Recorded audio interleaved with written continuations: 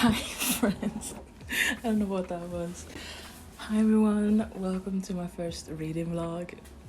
This is so exciting. This video is a part of a series where me and Sunny, the other host of this channel, we read books that are fairly popular but we haven't read yet. I think her video on A Song of Achilles should be up, so I'll link it somewhere.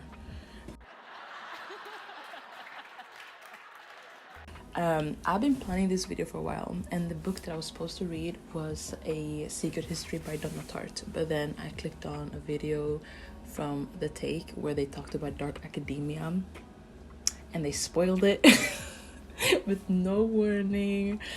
Oh my goodness, I tried to skip multiple times, but it didn't matter. I learned important plot points that I didn't want to know because I've been living ignorantly, knowing nothing about this really popular book. Anyway, besides the point, I was writing to Sunny about this, and then she recommended Such a Fun Age to me, and that's the book that we're gonna read today. I don't have that many reasons for why I want to read this book, other than that Sunny, who read it recently, loved it, and she really knows my likes and dislikes when it comes to books, so I trust her opinion. Plus, I've seen other booktubers talk really highly about it, so my expectations were already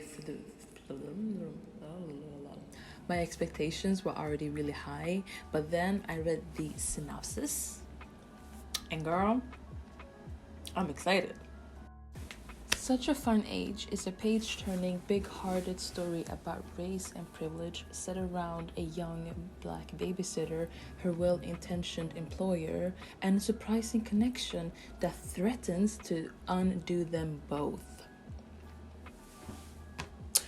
I mean, now you might understand why my expectations for this book is really high. I cannot wait to read it.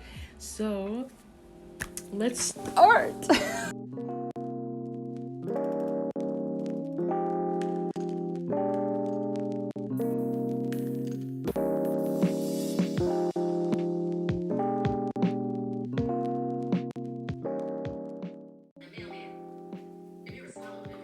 Is this the scene?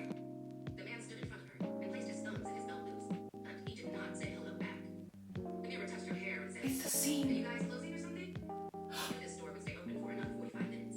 It stayed open, clean, and stocked until midnight on weekends. But she wanted him to hear the way she could talk. From behind the security guard's dark sideburns, at the other end of the aisle, Amira saw another.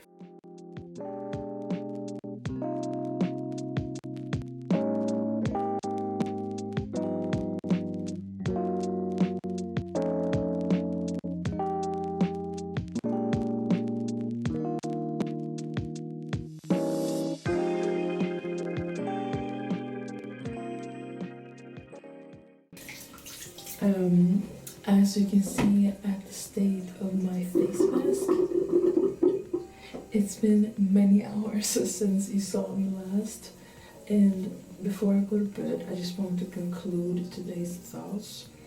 Let's start with the mom. She gives off serious gaslight, gatekeep, girl boss vibes multiple times during the book. First of all, let's talk about how something happened at her husband's job, right? And the first thing she thought about is oh my god, what are people gonna think? That he's racist. And now, speaking of the main character, it really broke my heart that she started to blame herself for the incident at the supermarket. That if she didn't have that job, if she had a real job, she wouldn't be in that supermarket. She wouldn't have left the party to go and babysit, right? And it really broke my heart because she was the victim in that situation and she didn't deserve to feel that way. God damn. And don't get me started on Kiley, because he better leave the picture. I don't ship Amari and Kiley. I don't want them together. You're 32, bro. Get somebody at your home. Okay, I'm gonna stop now. I'm gonna go to bed, get the last parts of this face mask off, and I'll see you tomorrow. Bye.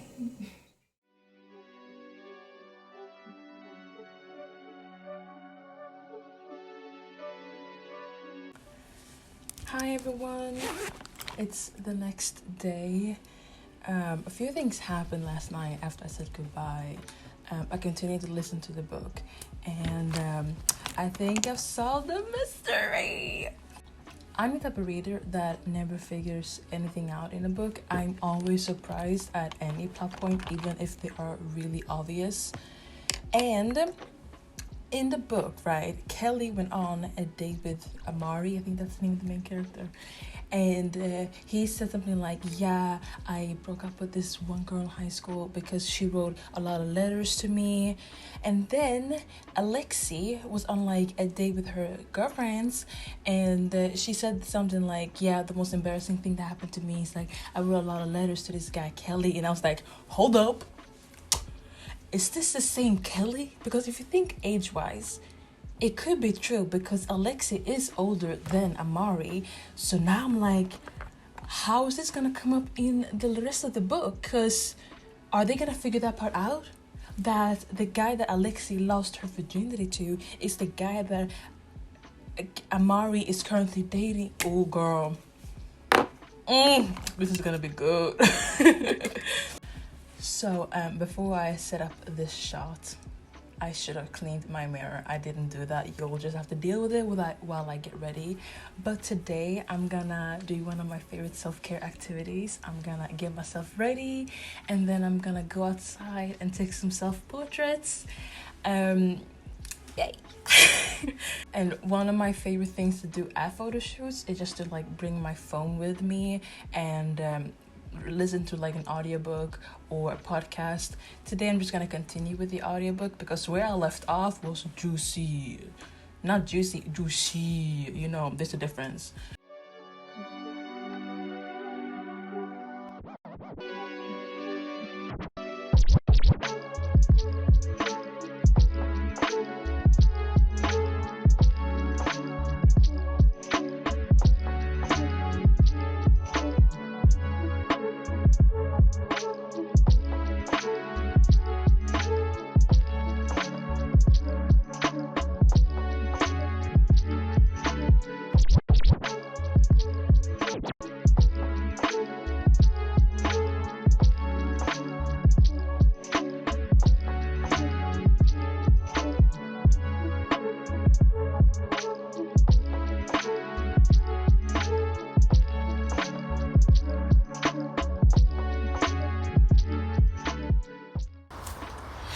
So, Sunny texted me, and it's confirmed Kiley did go out with Alexi in high school, and now he is going out with Amari, and now Alexi's being really borderline codependent with Amari and is desperately trying to get her to spend Thanksgiving with her. And now she invited Amari's boyfriend with her, not knowing she went out with him. This is gonna be one of the most dramatic Thanksgiving dinners that I've ever read. I don't celebrate Thanksgiving because I'm Swedish, so it's gonna be so dramatic. Hi friends. I've been home for a while. I've just been going through the pictures that I took and having some things to eat. But I have thoughts on the book that I need to get out. First of all, we should talk about how Alexi keeps intruding on Amari's personal life. And it's not just she is intruding on her personal life. I don't think she sees that there should be boundaries between an employer and an employee. And I'm just so confused by that. Like, what?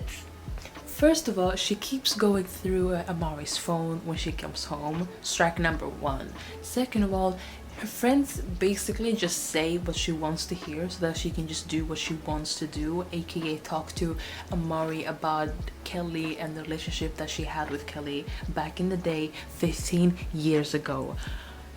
I'm mad about things that happened 15 years ago, but I was a child and she's a grown-up. There's a difference. And lastly, where I left off in the audiobook, she emailed herself the video where, like, from the grocery store where Amari was racially profiled. Like, how do you even describe what happened at the grocery store? But she emailed herself that video, and I'm like, girl, what are you gonna do with that? Like, I was so confused. Like, by the end of this book, that I believe I'm gonna finish, because I cannot study now, I need to finish this book. I really hope that Amari runs for the hills away from Kiley and Alexi, because both of them suck. I don't want her in a relationship with Kiley. I do not ship them. I just want her away from them. They suck. Because Kiley, after the whole Thanksgiving scene, by the way, that scene had me shook. I was just like, oh, what's gonna happen now?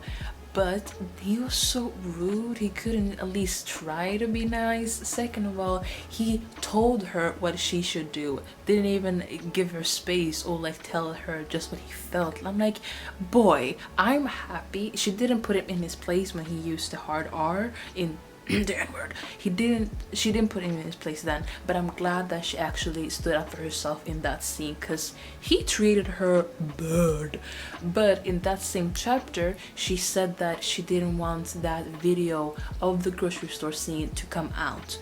And now that Alexi emailed herself that video, I'm like, it's gonna come out. And I'm so sad for her. I'm just like,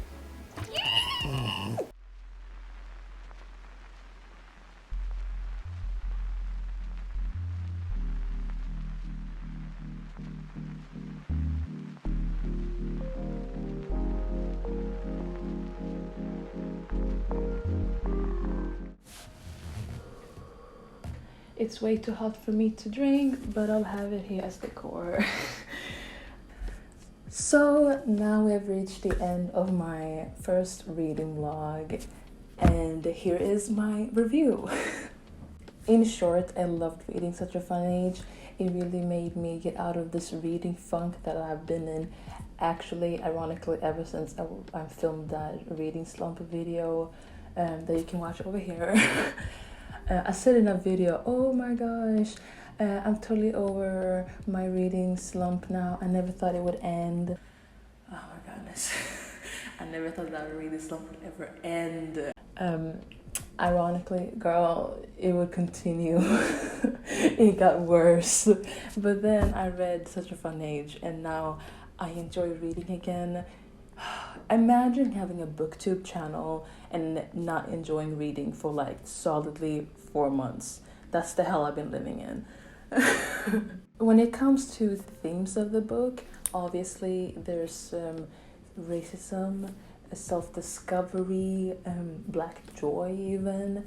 But what I really enjoyed in it is that the book is just as much about self-discovery and black joy as much as it is about racism.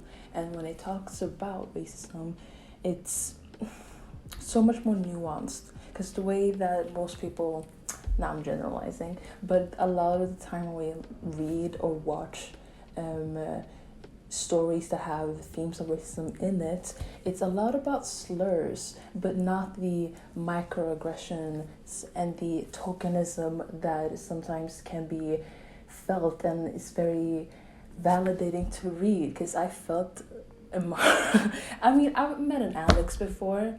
I'm low-key friends with an Alex. You know who you are. I also found the book to be so funny. I found myself laughing along with Amira and her friends when they were talking about boys and just poking fun at each other, and all the scenes where they were going out. I also found myself laughing at Alex when she was talking about, oh my god, there are gonna be 5 African American people at my Thanksgiving dinner. How special am I? After reading Such a Fun Age, I'm gonna start to try to find more books with characters in their 20s, because I remember this feeling of relating to a character so deeply. All the scenes with her talking about how she doesn't really know what she wants to do with her life, and seeing all of her friends go away, find success, and being really like adulting, and really like adulting is not a sentence, oh my gosh. English is my third language, cut me slack.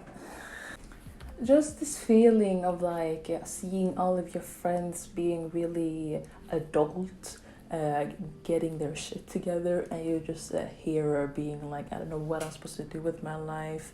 And she's 25, I'm 21. I'm about to turn 22. To conclude this video, I gave this book 4.5 stars on Storygraph. I love the themes that are being discussed. I love the way that the author handled the themes that are being discussed. And in general, I need to read more books about 20-somethings figuring themselves out, because I'm a 20-something figuring themselves out. So that's the end of my first ever reading vlog. I hope you liked it. I was really nervous filming it because I knew that I was gonna film me listening to the audiobook, and I didn't know how to film that and make it pretty. Oh my god, so I tried to learn how to make animation in my videos just to make it a little bit pretty. So I hope you like that. If you have any book recommendations of 20-somethings figuring themselves out, recommend it to me in the comments down below, and I'll see you next time. Bye.